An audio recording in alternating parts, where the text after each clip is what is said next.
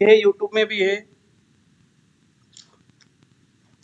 Group में आज का भी तो मैंने डाला था, आज का डाला ठीक था, कल का डाला था मैंने, देखिए ठीक है, ठीक है, ठीक है। जी वहां हाँ। देख के देखिए।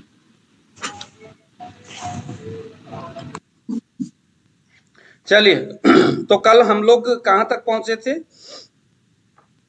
हम लोग अभी सीख रहे हैं भाव, द्वादश भाव को किस तरह से हम प्रेडिक्शन करेंगे, किस तरह से हम सोचेंगे, किस तरह से हम देखेंगे, 12 भावों से हम कैसे कैसे ग्रहों के बारे में जानकारी हम लेते हैं, किस तरह से, इसके ऊपर अभी हमारा बात चल रहा है ना। तो कल हम लोगों ने पंचम भाव, पंचम भाव से संबंधित बातें हम लोगों ने कल किया था। आज हम बात करेंगे षष्ठम भाव, षष्ठम भाव, इसे हम रिपु स्थान भी बोलते हैं।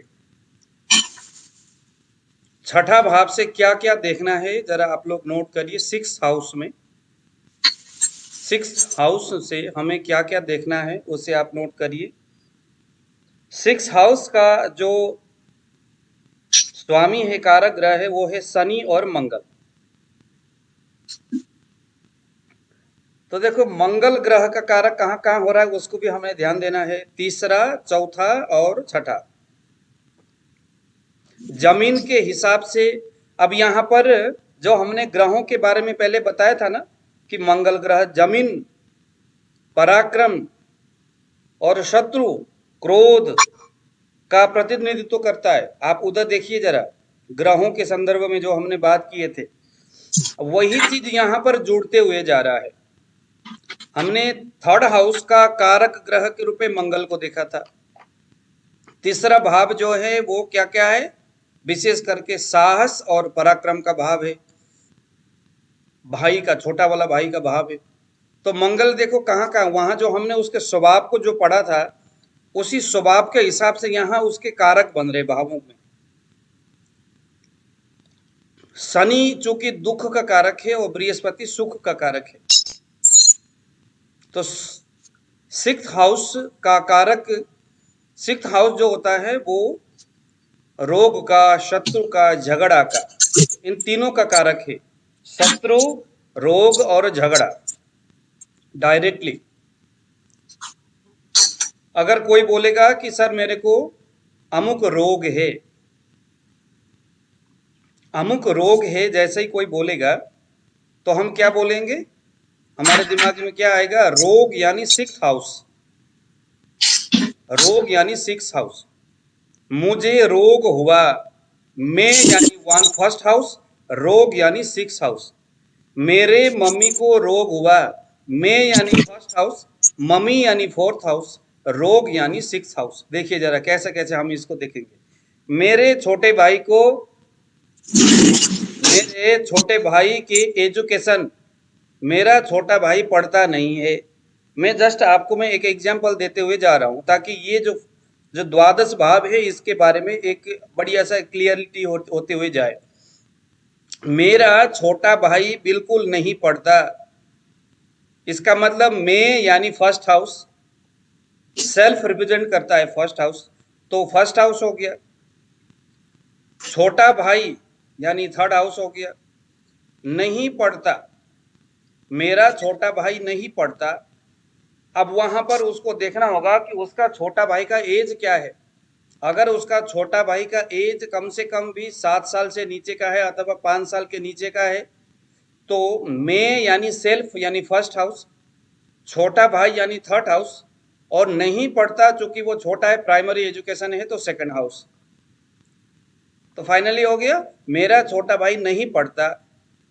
तो उसके लिए अब मैं अपनी कुंडली में कैसे देखूंगा?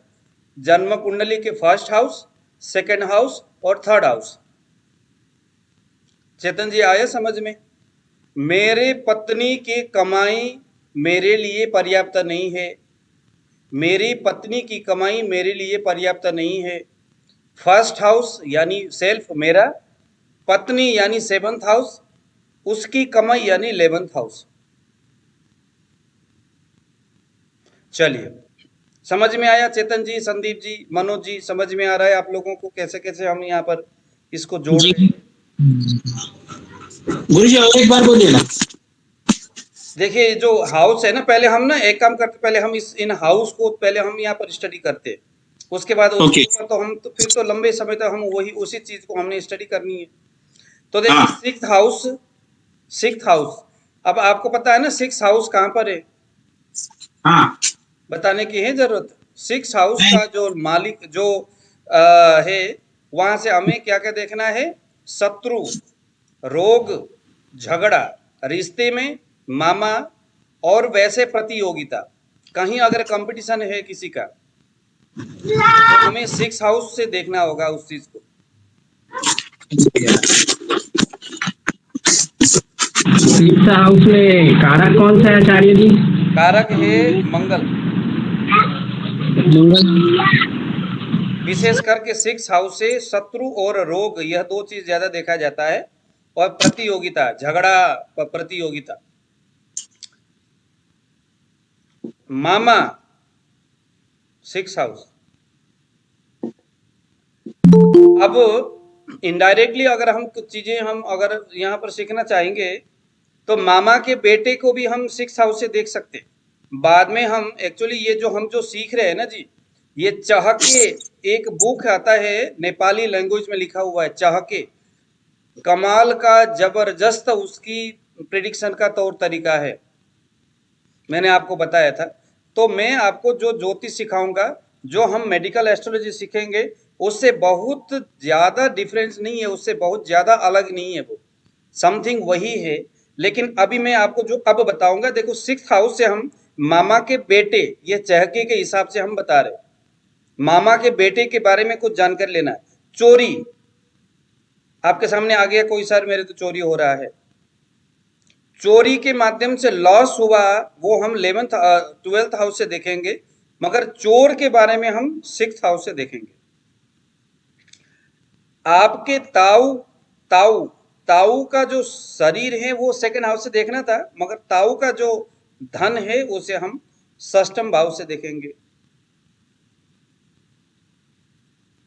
ताऊ का, आपके जो बड़े पिताजी है उनके धन संपत्ति का षष्ठम। आपके शरीर में लगने वाली चोट, उसे हम सिक्स्थ हाउस से देखेंगे।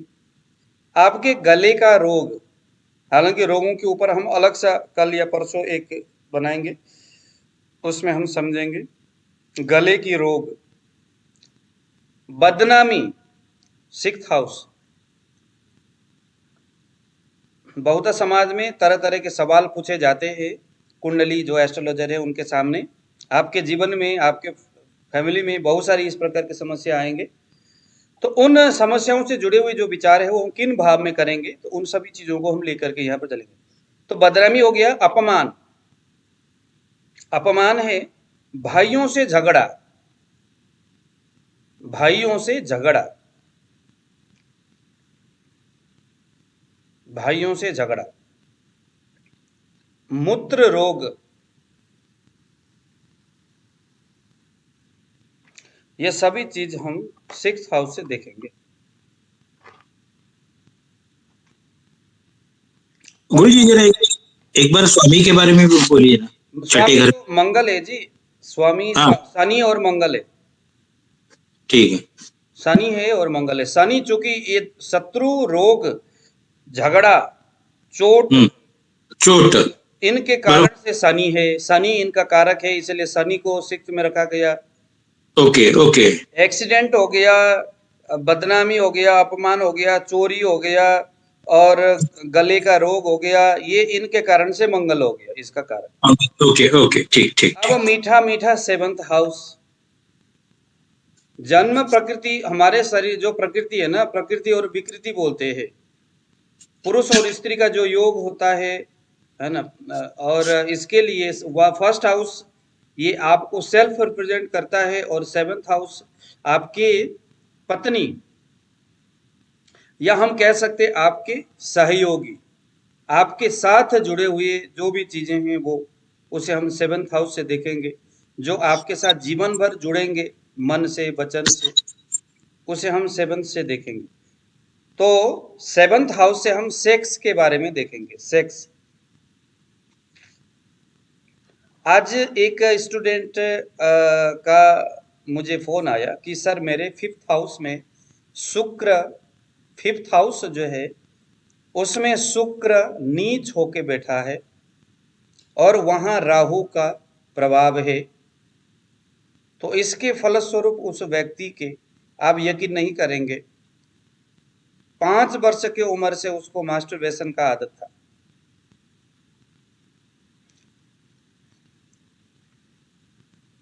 शुक्र, 7th हाउस का जो मालिक है वो शुक्र है, जिसमें हम डायरेक्टली पत्नी और शारीरिक संबंध, आपके शरीर में शुक्र धातु को हम देखेंगे। इनडायरेक्टली चाहके के हिसाब से संभोग की इच्छा, संभोग की इच्छा कितनी है। पिता का व्यवसाय, पिता का व्यवसाय क्या है, आपके फादर का व्यवसाय क्या है, आपके फादर का व्यवसाय क्या है। आपकी जो भुआ है, भुआ, उनका पराक्रम कैसा है, पराक्रमी है या मरियल है। हुआ मतलब गुरुजी, हुआ, भुआ, भुआ, बुआ, बुआ, ओके। हाँ, मौसी भुआ, बुआ की पराक्रम। बहनों के खर्च, आपकी जो बहनें हैं उनका खर्च, वो किस तरह के खर्च करने वाले हैं। आपको उनके लिए कुछ खर्चा करना पड़ेगा, या कभी कभी होता है ना, पूछते हैं कि भैया ऐसा है मेरी बहन है, इसके क्या कुछ हमें खर्चा करना पड़ेगा, मेरे, है ना, मेरे मतलब कि कभी होता है कि कुछ लोग आपके पास आएंगे कि सर ऐसे मेरे मम्मी पापा तो एक्सपायर हो गए, अब मेरी बहन जो है वो मेरे उसके शादी करना सारा खर्चा। तो ऐसे सिचुएशन में लोग आते, तो आपकी बहन के खर्चा का जो सारा जिम्मेवारी आपके हाथ में होगा। तो कई सारे लोग आ जाते हैं ऐसे पूछने, तो उसमें आपको 7th हाउस से सारी चीजें देखना है। आपके संगति, आप किस तरह के लोगों के साथ संगति बनाते हो। हालांकि जो मित्र है, मित्र 4th हाउस से भी देखा जाता है। 4th हाउस से हम मित्र के बारे में भी विचार करते हैं। आपने वैसे नोट कर ही लिया होगा। आपके भाइयों की शिक्षा, आपके शिक्षा तो 2nd, 4th और 5th से देखा। भाइयों की शिक्षा आप 7th हाउस से देखेंगे। व्यापार, आपका खुद का व्यापार आप 7th हाउस से देखेंगे। व्यापार में किस तरह से आपका सहयोग है, आप कितना एक्टिव हो, वो 10th हाउस से देखेंगे। उस व्यापार से आपको कितना बेनिफिट होगा, उसको हम 11th हाउस से देखेंगे। देखना, ये 3 अलग अलग चीजें हैं। आपका व्यवसाय कैसा रहेगा, 7th हाउस से देखेंगे।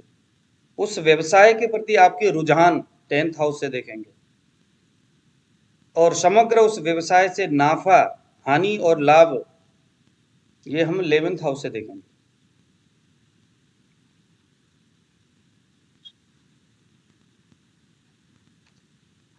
आपके ससुर के स्थायी संपत्ति, हालांकि ससुर जो है वो 2nd हाउस से देखते हैं। ससुर जो है 2nd हाउस से देखते हैं। उनकी जो संपत्ति है 7th हाउस से देखें।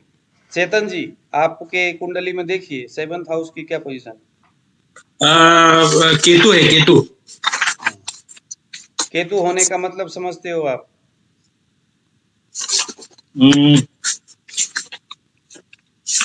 उनकी संपत्ति 7th हाउस, हम बाद में ना बल को देखेंगे, अभी तो हमने बल सीखा नहीं है ना, तो परसों के बाद हम बल के ऊपर भी विचार करेंगे। केतु के साथ गुरुजी नेपच्यून भी है। क्या भी है, नेपच्यून। अच्छा ठीक है। नहीं, नेपच्यून का आप सिर्फ 9 ग्रहों को रखिए जी, नेपच्यून का प्रभाव बहुत ज्यादा नहीं होता।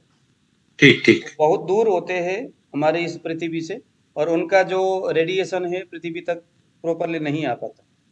मैं सुना नेपच्यून यानी स्फोटक, स्फोटक यानी एकदम तीव्रता से प्रभावित करने वाला। हम्म। नेपच्यून का ऐसा एकदम स्फोटक, एक्सप्लोजिव। हाँ।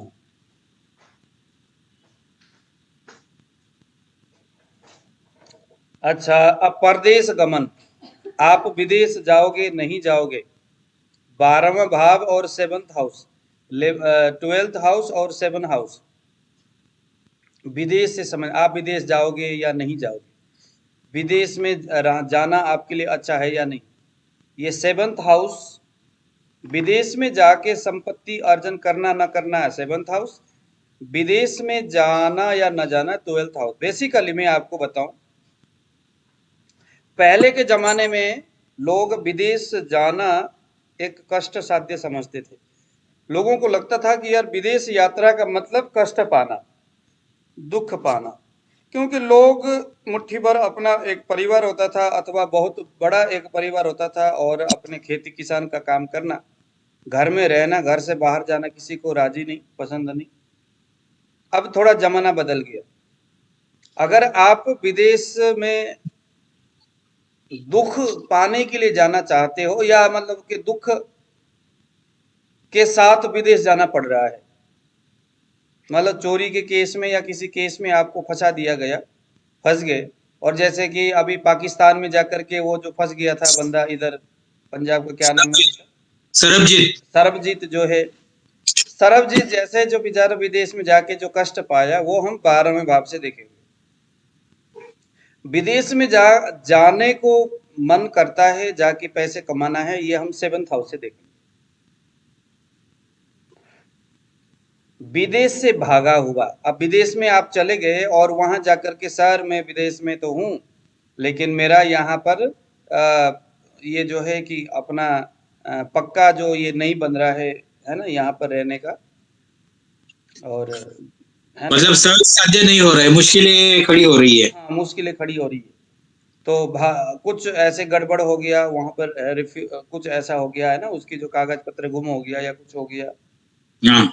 तो उसके बाद उसको भागा भागा बेचारा, पुलिस से, प्रशासन से भागा भागा फिरना पड़ रहा है, वहां पर घूमना पड़ रहा है। तो ऐसी स्थिति भी हम 7th हाउस से देखेंगे। हम्म। गुम हुआ व्यक्ति या किसी वस्तु के तलाश, कोई भी चीज गुम हो गया, उसके तलाश करना है, और उसके संदर्भ में वह गुम हुआ पदार्थ घर में लौटेगा या नहीं, कोई आदमी अगर कहीं चला गया वो आएगा या नहीं, इसको भी हम 7th हाउस से देखेंगे। 7th हाउस से विदेश यात्रा किस प्रयोजन से हो रहा है, किस लिए विदेश जाया जा रहा है, एजुकेशन के लिए, अगर आपके पास कोई आया, आपने देखा विदेश यात्रा, किस प्रयोजन से, कमाई करने, काम करने के लिए, पढ़ने के लिए, घूमने के लिए, तो इस बात का जो निर्णय है वो 7th हाउस करेगा। अब हम बात करेंगे सबसे भयानक भयानक डरावना 8th हाउस। डरना होगा आप लोगों को अष्टम स्थान से, क्योंकि ये मृत्यु का स्थान है। मृत्यु का स्थान है अष्टम भाव। अष्टम भाव का जो मालिक है वो शनि है। शनि है अष्टम का मालिक, लिखिए शनि। इसलिए शनि को मृत्यु का देवता माना जाता है, दुखों का और कष्टों का नायक माना जाता है शनि। यहां से हमें बहुत सारी चीजें देखना है, जैसे जहर, जहर पॉइजन, पॉइजन विष। अब ये पॉइजन में जो है कि हम यहाँ पर, जैसे कि कोई जहरीला किसी जानवर ने काट लिया, सर्प ने काट लिया, बिच्छू ने काट लिया, डंक मार लिया, तो काटने के बाद उसकी मौत होना ना होना, ऐसे संदर्भ में यहाँ पर कुंडली ग्रह में राहु को सर्प बताया गया है। उसका संबंध अगर अष्टमेश के साथ अष्टम में होता है तो कहीं ना कहीं उसकी मौत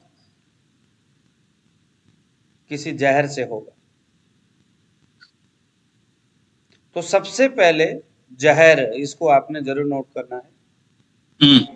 भाइयों के शत्रु अष्टम भाव से,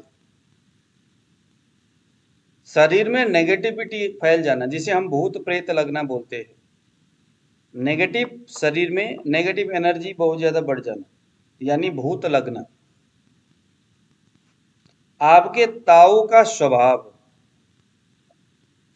जब आपके सामने व्यक्ति जब आते, अभी हम ना इसको अब 3-4 दिन के बाद हर रोज हर एक सिद्धांत के ऊपर प्रिडिक्शन करना हम शुरू करेंगे। आपको बहुत आनंद आएगा, आपसे भी हम यहाँ पर कराएंगे और इतना आनंद आएगा।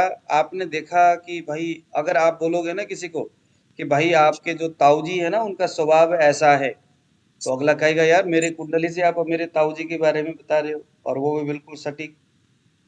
तो ये क्योंकि चाहके विद्या है, ये चाहके बोलते हैं इसको। तो ये बहुत अच्छा, मतलब कि आप प्रिडिक्शन कर रहे हो मेडिकल एस्ट्रोलॉजी के हिसाब से, और उसके साथ साथ आप उसके कुछ निजी मामले, जो निजी जो जिंदगी है उसके संदर्भ में भी आप यहाँ पर समझ में आ रहा है। गुरुजी आप बहुत बार वो चाके का मतलब रेफरेंस लिए, लेकिन अगर वो नेपाली में रहेगा तो हमको क्या फायदा होगा? उससे तो अच्छा है अरे कि भैया जब, वो सिद्धांत है, सिद्धांत की बात कर रहा हूँ मैं। तो मैं वही बोल रहा हूँ, तो वो सिद्धांत आप कुछ हिंदी में ही हमको मैं वो इस आपको पे। हिंदी में ही तो पढ़ा रहा हूँ। हाँ ठीक ठीक मैं आपको पढ़ा तो हिंदी में, मैं आपको कोई बुक थोड़ी दे रहा हूँ जी। ठीक ठीक गुरुजी, सॉरी सॉरी। वो बुक तो है नहीं अभी, वो बुक ना बहुत पुराना है। नेपाली में, नेपाल के जो एस्ट्रोलॉजर वो ढूंढ ढूंढ के पागल हो रखे। मेरे को बड़ी किस्मत से एक बुक वो मिल गया था मेरे को ना कहीं से, ओके। तो मेरे तो क्योंकि एक हाँ जी। एक मेरा दोस्त है नेपाल में गुरुजी, अच्छा दोस्त है, रूम पार्टनर था। अच्छा। तो कुछ मांगा हो क्या? नहीं फिलहाल तो नहीं, कोई जरूरत नहीं है। मेरे पास है वो, ये पुस्तक उसको मिलेगा नहीं ना। नहीं, अगर वो नेपाल आचार्य जी, ये नवांश कुंडली भाव कुंडली अलग अलग होता है क्या? हाँ, नवांश कुंडली दशमांश कुंडली वो अभी आएगा, बाद में आएगा, थोड़ा थोड़ा बहुत दूर आएगा वो, अभी दूसरे महीने में, अभी 1 महीने के बाद हाँ, हम। क्या है, मैं अपना कुंडली देख रहा था ना, तो उसमें नवांश कुंडली भाव कुंडली करके अलग अलग बना है। हाँ हाँ हाँ हाँ हाँ हाँ, वो सारा ही आएगा। वो धीरे धीरे ना हम प्रिडिक्शन सीखते हुए जाएंगे, हम कुंडली को देखते हुए समझते हुए जाएंगे। अच्छा, अच्छा। तो अभी जैसे आचार्य जी अभी जो देख रहे हैं 6th हाउस 7th हाउस, तो वो नवांश कुंडली से देखना है कि नहीं भाव नहीं, ये कुंडली से? लग्न कौन? कुंडली, लग्न कुंडली। अच्छा, लग्न कुंडली देखो से। अभी जो हम आपको जो दिखा रहे ना यहाँ पर, अभी तो हम क्या दिखा रहे, महज आपको जो हाउस है ना उसके अभी हम इंट्रोडक्शन करा रहे हैं। चाहे जी आप जी नवांश से देखें, चाहे आप लग्न कुंडली देखें, कहीं से भी आप देखो उसको, जी। कहीं भी आप देखोगे तो यह जो चीज है ना, चाहे आप नवांश में जाकर के देखोगे तो नवांश में भी वही चीजें आपको देखना है। ये जो चीजें हैं वो सभी में बरोबर रहेगा, बस थोड़ा सा कुछ परिवर्तन होगा, लेकिन विचार तकरीबन सभी में एक समान रहेगा। देखो मैं आपको बताऊं, ज्योतिष बहुत विचित्र और बहुत बड़ी चीज है। बस इसको ना आपको पहले अभी 1 महीने तक आप लोगों ने इसको झेल लिया, क्योंकि सिद्धांत को समझना जरूरी है ना। अभी आप लोग बस अब कम से कम लगा लो, अभी 7 दिन तक आपको और झेलना पड़ेगा इसके सिद्धांत। उसके बाद फिर मिश्री, माखन मिश्री जैसा इतना आनंद आएगा कुंडली देखने में। बस अभी आप लोग लेक्चर को सुनिए और उसको महसूस करिए, उसको आप आनंद ले लो। जितना भी आपको समझ में आता है उसको समझने का प्रयास करो, जो नहीं आता वो कोई बात नहीं, बाद में धीरे धीरे हम जब उसके ऊपर जब हम प्रैक्टिकल जब करना शुरू करेंगे, तो आपको हर रोज जब वही बातें जब हम बोलना शुरू करेंगे, तो आपको धीरे धीरे वो प्रैक्टिकली भी आपको आना शुरू हो जाएगा। जी आचार्य जी। अभी हम जो आपको दिखा रहे हैं ना हाउस के लिए, ये लग्न कुंडली बोलते हैं इसको। लग्न कुंडली के फर्स्ट हाउस का मतलब क्या है, अभी हम बात करें 7th हाउस के लिए, 8th हाउस के लिए, यानी इस ये जो अष्टम भाव बोलते हैं इसको संस्कृत में, और इंग्लिश में 8th हाउस बोलेंगे। तो इस भाव से संबंधित इसका मालिक है शनि, इसका मालिक है शुक्र। मालिक का मतलब है कारक, कारक ये है शुक्र। गुरुजी हम लोग 8वें भाव में है या 9वें भाव में? 8वें अभी में है हम ना? आठवें में अभी यहाँ पर है। शनि बोले ना आप, मृत्यु स्थान। हाँ, मृत्यु स्थान 8वां हो गया ना जी। हाँ, तो आप शनि बोले ना मालिक उसका। हाँ, यहाँ का भी तो मालिक तो शनि है ना, कारक ग्रह तो शनि है ना जी, यहाँ का कारक ग्रह की बात कर रहा हूं मैं। ओके। हाँ, कारक ग्रह शनि है। यहाँ का शुक्र है, षष्ठम भाव का शनि और मंगल है, फिफ्थ हाउस का पंचम भाव का बृहस्पति है, ऊपर हमने कल पढ़े थे। अब ओके। अष्टम भाव में हम क्या देखेंगे? अंग की कट जाना। अगर मान लो कि किसी का अंग कटा हुआ है, शरीर में कहीं चोट लगी हुई है, हाथ कट गया, पैर कट गया, तो वो उसे भी हमने यहां से देखना है। अचानक कुछ हो रहा है, अचानक। अचानक क्या हो सकता है? अचानक दुर्घटना हो सकता है, अचानक रिश्ते मिल सकते हैं, अचानक झगड़ा हो सकता है, अचानक कुछ भी हो सकता है, अचानक नौकरी लग गया, कुछ भी जो इमिडिएटली हो सकता है, कुछ भी जो अचानक। अरे क्या बताए पंडित जी, मैं तो आपको ना बता भी नहीं पाया, बहुत जल्द हो गया। गुरु जी, अंग का कटना मतलब गैंग्रीन या ऐसा वो हाँ, टाइप में? इस टाइप का, गैंग्रीन टाइप का। हाँ जी, अरे बाप रे। ये हम 8 हाउस से देखेंगे। समुद्र यात्रा। अब आप शिप से कहीं जा रहे हो, लंबे यात्रा या छोटे यात्रा, उसे हम 8 हाउस से देखेंगे। उससे संबंधित जो सवाल है उसके जवाब हमें अष्टम स्थान से टटोल रहा है। गुदा रोग, बहुधा जो बवासीर का जो समस्या है वो इसी हाउस से हम देखेंगे।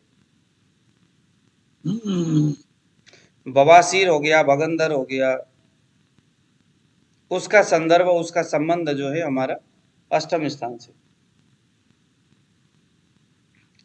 परिवार का भेदी, भेदी समझते हो आप? जैसे विभीषण, भेद को बताने वाला। आपके शत्रु को चुपके से जाएगा और कुछ भेद बता देगा। उसके संदर्भ में जब हमें विचार करना होगा, कहीं कोई बोलेगा सर आप बताइए कि हमारे घर में कोई ऐसा तो नहीं जो बाहर जाकर के चुपके से कुछ चीजें बता देता है, मुझे बताइए, मुझे बताइए। तो ऐसे में हमें अष्टम भाव से देखना है। उसके बाद दुर्घटना देखना हो, दुर्घटना से चोट हम षष्ठम भाव से भी देखेंगे, बट अभी यहाँ पर हमें दुर्घटना देखना है। मेजर जो एक्सीडेंट है तो उसका संबंध 8 हाउस से है। जब भी हमें ऐसे कुछ दुर्घटना जैसे कुछ चीजें देखना होगा तो अष्टम भाव को हमें चलाना होगा, है ना। दुर्घटना, और वो भी सीरियस, सीरियस, मृत्यु स्थान। मेजर जो एक्सीडेंट है, हम्म। बचेगा या मरेगा, ये जो चीजें हैं। अगर मान लो कि किसी के कुंडली में कोई जो जन्म कुंडली में दशा और अंतरदशा का कुछ संबंध अष्टम में हो रहा है, गोचर में अष्टम में चला गया, तो हम क्या कहेंगे? कुछ एक्सीडेंट हो सकता है। आत्महत्या, आत्महत्या, सुसाइड। अनुसंधान का कार्य, खोज करना किसी चीज का और एकदम गहन अध्ययन करना, अष्टम भाव से करेंगे। अब नवम भाव से, नवम भाव से हम क्या देखेंगे? मुख्य रूप से नवम भाव से हम देखेंगे, जी, डीप स्टडी मतलब आईएएस लेवल का या उच्च कोटि का शिक्षा? हाँ, डीप स्टडी। डीप स्टडी का मतलब जैसे कि अभी हम लोग एस्ट्रोलॉजी के ऊपर डीप स्टडी कर रहे हैं, और कुछ जो समुद्र विज्ञान के बारे में जो सीखते हैं, जो कुछ भी न्यू, हम लोग ये बोल सकते हैं डॉक्टर का स्पेशलिटी या इंजीनियर का स्पेशलिटी या वकील का स्पेशलिटी। जो आदमी मन से किसी चीज को तलाशता है, तलाशता का मतलब कुछ रिसर्च करता है, कुछ नया ढूंढने का प्रयास करता है, कुछ शोध करता है, कुछ ऐसे कुछ नई न्यू चीजें, कुछ मतलब कि कुछ ढूंढने का प्रयास करता है, वो रिसर्च हो गया। नवम भाव में, नवम भाव है धर्म और भाग्य। धर्म, आपका धर्म क्या है, किस तरह का आपके धर्म के प्रति रुझान कैसा है, वो नवम भाव बताएगा डायरेक्टली। नवम भाव धर्म और आपका भाग्य कैसा है, पूर्व जन्मों के कैसे भाग्य लेके आए थे और इस जन्म में किस तरह का आपका भाग्य है, इस चीज को बताने के लिए सिर्फ हम नवम स्थान को देखेंगे। नवम स्थान से हम पिता को भी देखेंगे, दसवें स्थान से हम पिता के व्यवसायों को देखेंगे, या दसम को भी हम पिता ही देखते हैं, नवम को भी पिता देखते हैं। लेकिन जो धर्म पिता है जिनसे आपका बेसिकली, क्योंकि पिता जो होता है ना, धर्मशास्त्र में पिता के दो अर्थ बताया है। एक तो धर्म पिता मतलब जिसने जन्म दिया है, एक वो। दूसरा जिसने जो कर्म देता है उसे भी, या जो राजा है राजा को भी हम अ, है ना, पिता इस शब्द से संबोधन किया हुआ है ग्रंथ में। तो जन्म देने वाला जो फादर है वो 9th हाउस से देखेंगे, और पिता जो आपको बेनिफिट देता है या जहां से आपको रोजी रोटी का जरिया मिलता है, वो पिता आपके फिर 10th भाव से देखेंगे। समझ में आया आप लोग? Godfather, godfather. हाँ, गॉडफादर नहीं, जैसे आप, व्यवसाय में आपको ऊपर लाने वाला, हाँ चाहे वो ससुरा हो, चाहे हाँ गॉडफादर जो बोलते हैं ना, ये मेरा, मुझे कोई किसी की चिंता नहीं है, मेरा बाप इधर बैठा है। बैठा हम लोग है, बस बस उस तरह के जो बाप है, जो आपको रोजी रोटी का इंतजाम करता है, जिसके सहारे आपका जीवन चल रही है, उसे अगर आप फादर बोलते हो, पिता बोलते हो, तो उसे हम 10th भाव से देखेंगे। जिसने जन्म दिया है वो 9th भाव से वो पिता हो गया। 9th भाव से हम वागवानी के बारे में देखेंगे। वागवानी 9th भाव से हम तीर्थ यात्रा, क्योंकि धर्म का स्थान है तो तीर्थ यात्रा। गुरुजी, बागवानी क्या होता है? बागवानी का मतलब हो गया ना, बागवानी का मतलब जैसे कि कुछ एक तो बागवानी का मतलब आपके बोलने के तौर तरीका भी होता है। बागवानी का मतलब जैसे कि खेती करना, फूल बगीचा वगैरह लगाना, ये भी हो गया बागवानी। तीर्थ यात्रा करना, कभी अगर बढ़िया कोई आपका कारक ग्रह जो है 9वें स्थान में या 9वें का मालिक के साथ योग होता है, तो यह आपको तीर्थ यात्रा कराने वाला होता है। अगर मान लो कि 9th का मालिक जाकर के यहाँ बैठ जाता है, ये देखिए जरा 12th हाउस में, तो बहुधा बताया जाता है कि आपको विदेश, आपको ये तीर्थ यात्रा कराएगा। इसीलिए 9वें भाव में ना शनि बड़ा स्ट्रॉन्ग माना जाता है। 9वें भाव में शनि जो है वो स्ट्रॉन्ग माना जाता है, क्योंकि शनि, नमस्कार जी, क्योंकि शनि जो है वो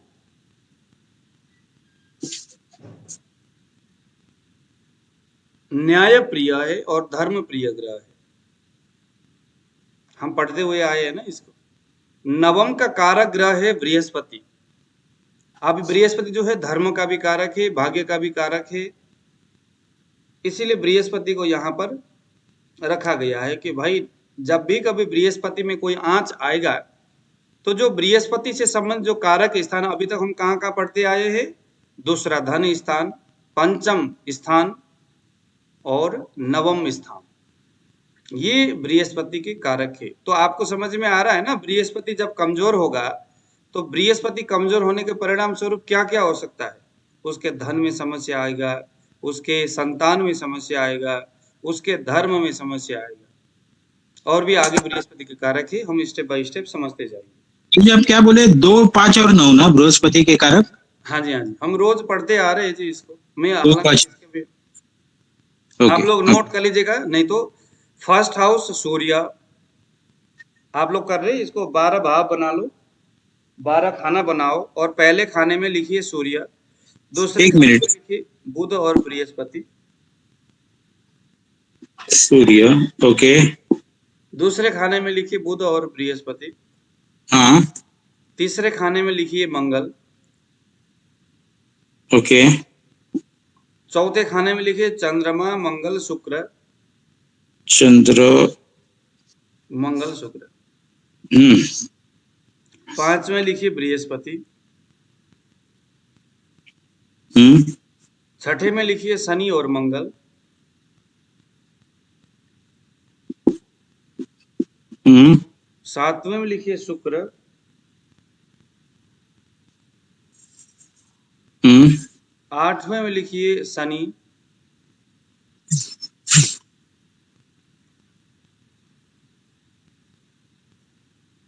हम्म। 9 में लिखिए बृहस्पति, बृहस्पति, हाँ।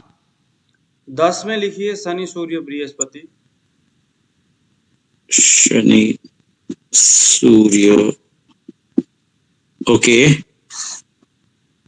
11 में लिखिए बृहस्पति,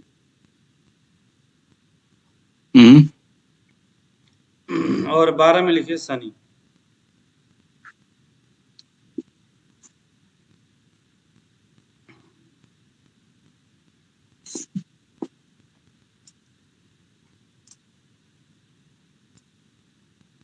तो अभी हम लोग नवम भाव में पहुंचे हुए हैं। एक सेकंड में मुझे महज आधा मिनट दीजिए, मैं किसी को फोन कर रहा हूँ, उसके बाद आता हूँ।